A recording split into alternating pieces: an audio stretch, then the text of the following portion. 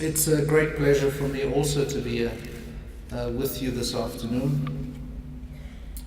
It's wonderful to have all of you, how's the expression, in the house. It's wonderful to have every one of you in the house this afternoon to join us as we launch the UJ Business Idea Awards in collaboration with our partners in the National Youth Development Agency, as well as our partners in TIA, the Technology Innovation Agency, and of course the Center for Small Business Development here at the Soweto campus. And we certainly look forward to the remarks from our partners as we get this show on the road. Now, when we find time to review global youth unemployment, the picture is not encouraging. Global youth unemployment is now approaching 50%. In the case of South Africa, we have already gone past 60%. An estimated 70% of all unemployed persons in South Africa, yesterday's latest information, 70% of all unemployed in South Africa are young people under the age of 35. I should say that the returns to university education is very good, because graduate unemployment sits at about 5%. And we consider 5% to be a normal, quote-unquote, normal unemployment rate, because people change jobs. And so 5% unemployment amongst graduates is very good. Let's put it differently, 95% employment amongst graduates is really extraordinary in the case of South Africa. And it therefore does show that if we invest in undergraduate education to begin with, the returns, even with the unemployment rate that we have, is significant. Now, we all acknowledge that this situation of broader youth unemployment in South Africa does require urgent and radical intervention and remedying. In fact, we should also acknowledge that relying only on the formal employment sector to create 14 million jobs leading up to 2030 is unrealistic. If we are going to operate on the basis that we're going to create 14 million jobs that are required to be created leading up to 2030 to reach a 6%, or put it differently, let's put it positively, to reach a 94% employment rate, to expect that the formal employment sector is going to do that, meaning large enterprises are going to do that, is unrealistic. In fact, as Professor van Lille has reminded us, the vast majority of jobs are created in small and to some extent medium enterprises. Additionally, a fundamental culture shift among young people is now urgent. What do I mean by that? I mean that we have to shift, young people, yourselves in particular, have to undergo a fundamental cultural revolution inside yourselves. To shift away from seeking to offer your services to an employer, to applying your minds and nurturing ideas and turning these into good services and technologies and creating businesses.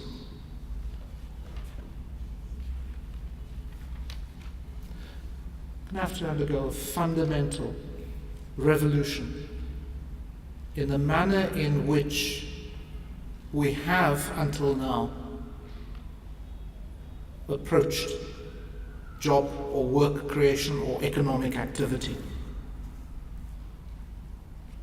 So how do we stimulate thinking and the nurturing of ideas that solve economic, social, and cultural questions and dilemmas? I submit that there is inadequate thinking and reflection on problems and solving problems. And so one of the things that I suggest that we have to think seriously about is to create what I call design thinking hubs and clubs in our schools, in our colleges, in our universities. And I leave that for you to reflect on, for us to reflect on. Because simply to think that ideas are going to fall, off trees by the millions, I think is unrealistic. We need to create forums where young people, yourselves, can, under some stewardship, begin to reflect on the thinking process and on the design process arising from that thinking process.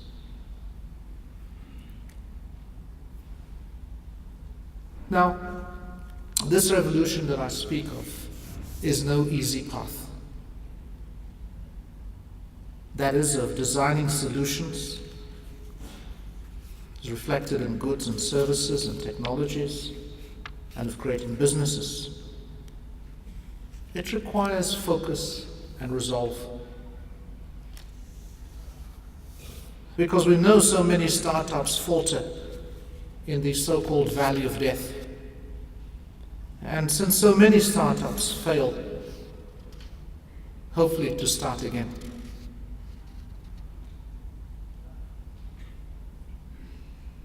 Failure is not an option, it's a reality for startups. And so it will require resolve, it will require focus, require effort. It will require networks, and I'll speak briefly about that in a moment. So, let me offer some reflections on what we have picked up through the work of Professor Willem Clark and his colleagues, with our many encounters with inventors and small and medium enterprises at the fledgling Resolution Circle, which I hope offers food for considered reflection. And I'll select some of these because of time. Firstly, we have found that there is no shortage of ideas, despite what I've said a moment ago. There's no shortage of ideas, but there is a shortage of innovative business models. So there's something to think about. How to turn the idea into an innovative business model. Secondly, we have learned that there is a complete lack of understanding of what it takes to become an entrepreneur, something we must remedy. So, for example, we learn from Silicon Valley, from design and innovation hubs in London, in Paris, in New York, Boston, Ottawa, Sao Paulo, Shanghai, Hong Kong, across to Singapore and Sydney. As I've said a moment ago, that an entrepreneur will fail at least twice before hitting a success. So it's no easy business. We learned thirdly that from the Silicon Valley and from our own local small enterprises, that the traditional business plan with a fixed strategy is a proven recipe of failure. Unfortunately, this model is still predominant today, and those who fund ironically require this business model. The lesson here is the notion of a lean startup model, where the end goal is clear, but strategy can change based on small-scale, quick experiments and the changing environment. Fourth, we agree that our young people are following, I want to try and be positive, not negative, right? That our young people can follow alternative role models. We spoke to some students in the US, for example, at Stanford, at MIT, and at Berkeley. And many of them dream of starting a company before joining a larger company. I mean, that's the culture. It's not looking for a job. It's, I want to get going and start something up. And when we ask some of the young people here at home, as I've said earlier, it involves finding a good job. Often in government, and regrettably, tenderpreneurs are the role models. And so we simply do not have enough entrepreneurs who are outstanding role models. And so there's work to be done. Fifthly, there are different types of entrepreneurs we know. From subsistence, those selling fruit next to the road, or the upgraded version of that, running a spaza shop, or family businesses, where family members run the business and hopefully there are some employees, through to enterprise level entrepreneurs, the people that dream big and want to, I guess, conquer the world. And so we need more enterprise entrepreneurs without losing, of course, those along the value chain from very small through to medium, and through to the large enterprises. Sixthly, our entrepreneurial ecosystem is not fully developed in South Africa. And hence, in the case of UJ, we have established a resolution circle, which we call a technology ecosystem. In this instance, this particular resolution circle, the focus is on startups with a technology focus. How many of you are thinking of startups with a technology focus? Hands up. That's it. Okay, hands up. Stand up, stand up. We can see you better. Stand up. Okay, that's a nice number. What do you think, Daniel? Yeah? So if you have an interest in it, you can sit down, thank you very much.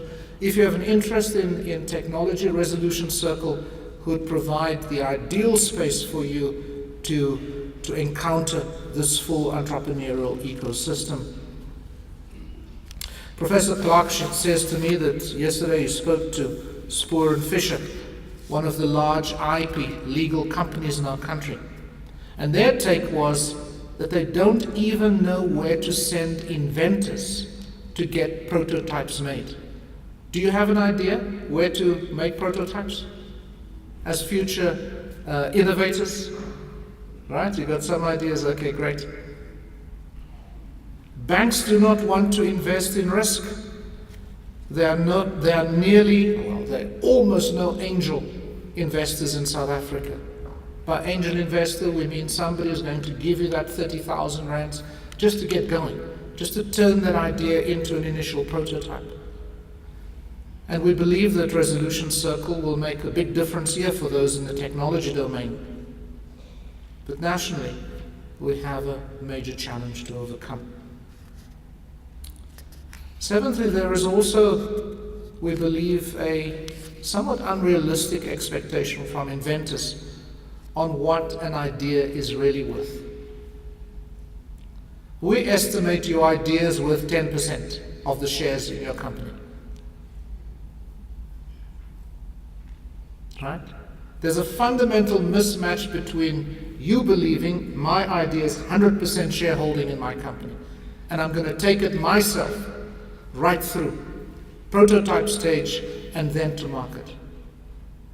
along that chain, value chain or ecosystem within that ecosystem, for you to get through this valley of death, you're going to require several partners to hold your hand. And each partner is going to say, I want my 10%. I want my 20% of your invention before it even gets to the market. So, as a rule of thumb, a patented idea, we believe, is worth no more than 20% of the shares of a company. The rest has to go to technical experts. You'll need a technical expert to help you. You'll need investors to get you to a prototype stage. Prototype doesn't just come. And of course, commercialization itself is also an extensive process, and so on and so forth. In South Africa, the governance burden is perhaps the largest risk for any small enterprise with less than 10 people. As we know, just to keep up with the labor law, the tax law, tax and VAT and employee registration and returns, local council bylaws, the company's registration, BBBE reporting, skills development plans, etc., etc., etc. Can you imagine that burden? Can you immediately understand what some of the trouble is that lies ahead for you? And so a youthful entrepreneur will need a lot of support. The biggest gap we know is that gap we have found from turning the idea into selling 100 items, selling your first 100 goodies. It's the biggest gap that we have found. Once you can sell the first 100 items of your product or your service or technology, any investor, we believe, will come on board, and the inventor will then be able to hold, that is, you, the inventor, will be able to hold on to more of your shares. In our case, in South Africa, sadly, there is a lack of facilities that will manufacture such small quantities, especially with the domination of manufacturing by China. It's another reason why, in the resolution circle that I've referred to, we have planned our equipment to provide in selected areas prototyping to 100 manufacturing 100 unit manufacturing facilities. So you can see I'm talking to, especially to you who are interested in the technology side, and maybe there'll be more of you interested in that side. Also at the resolution circle, I just mentioned that we're in the process of establishing an accelerator with the purpose of accelerating new startups. Just to give you an idea of the scale of this, resolution circle, we're in the process of procuring a building on Empire Road. Anybody who knows Empire Road? You know where the Auto and General building is? The glass building. That's going to be the house. That's going to be the home for Resolution Circle. Just to give you an idea of how seriously we're taking this. Investing close to 100 million rands in building and facilities, equipment, indicates to you how serious UJ is about making the contribution that it must. Almost all SMEs, small enterprises we spoke to, decided to stay clear from any form of government funding. I'm not being negative now about government, right? I'm not talking TIA, right? Or the NYDA. I'm simply alerting you to the issues. The reporting requirements, they tell us, are just too stringent for the money provided for the cash, and the cash flows, they say, are erratic as well. They say to us there are too many administrators in the mix to ensure the timelines expand, meaning payment dates expand. From 30 days to payment, it becomes 90 days, it becomes 120 days, and by the time it's 120 days, your business is in the ground. So you do require an understanding of government and, of course, private sector processes, including their procurement processes, their budgetary cycles, and so on. Indeed, many also of you have to be initiated into writing a business proposal. I thought that as I come to the closing of my remarks that it's important to make the point that managing a startup is completely different from managing a small, medium, or for that matter, a large enterprise, because it requires different skill sets. The rhythm is different, the support is different, the planning and execution strategies are different.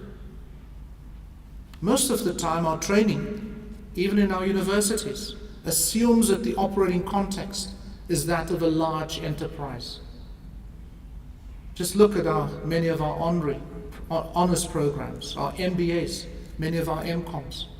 The starting point often is that you're going to start up or work in the context of a large enterprise. And so you need to be alert to those issues. Interestingly, for many SMEs that we speak to, the last thing they needed was another person consulting to them. I'm sure you'll be worried now about what I'm saying. They're concerned, they don't want another person consulting to them, which is, as they say, what many banks, IDC, DBSA, etc., are doing as support programs. They say as it is, they have very few resources to stay afloat. They rather need someone to help them do it and implement it than another consultant in the lineup. This is what they say, it's not what I'm saying. And finally, there's basically no way around skills. It's something that Professor van Lille drew attention to. Almost everywhere where we visit companies, these companies were started by engineers, by computer programmers, by lawyers, by accountants, and so on and so forth. And as Prof. van Lille reminded us, there is a 70% chance, better chance that you're going to succeed when you have a university degree than when you don't have, or diploma than when you don't have a university qualification. And so, although it's not a requirement, it surely lowers the odds dramatically.